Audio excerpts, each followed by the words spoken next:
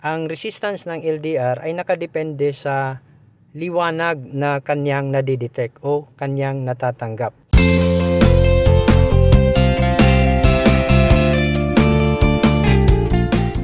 Magandang araw sa ating lahat. Una, gusto kong magpasalamat sa aking mga subscribers at mga manonood. Maraming salamat sa walang sawang pagsuporta sa aking channel.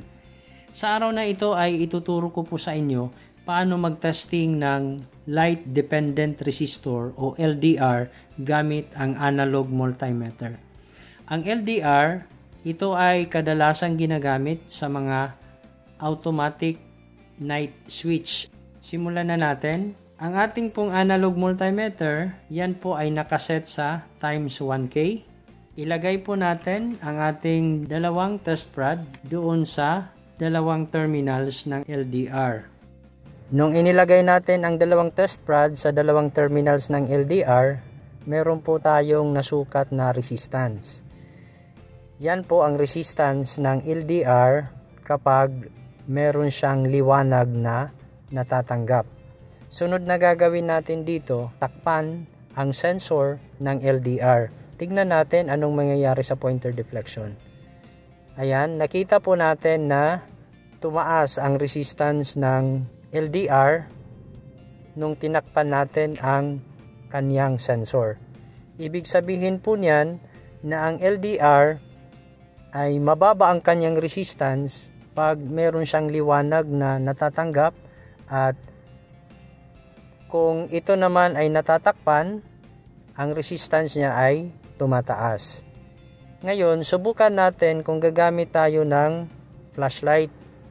Subukan natin ilawan ang LDR, ano kaya ang mangyayari sa kanyang resistance. Ito, i-turn on natin ang flashlight.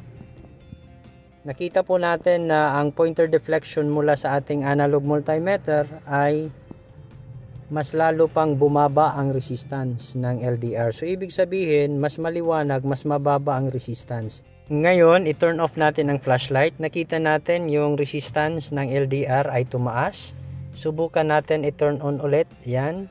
Bumaba ang resistance. So, ibig sabihin, ang resistance ng LDR ay nakadepende sa liwanag na kanyang nadidetect o kanyang natatanggap. Hanggang dito na lang ang aking video tutorial. Sana po ay meron kayong natutunan. At kung may natutunan naman kayo at hindi ka pa nakapag-subscribe sa aking channel, maaari po lamang ay mag-subscribe. At pakiclick na rin yung notification bell, pakishare at pakilike na rin yung video bilang suporta nyo na rin sa akin para mas ganahan pa akong gumawa ng mga video tutorials na kagaya nito. Hanggang sa muli, maraming salamat po.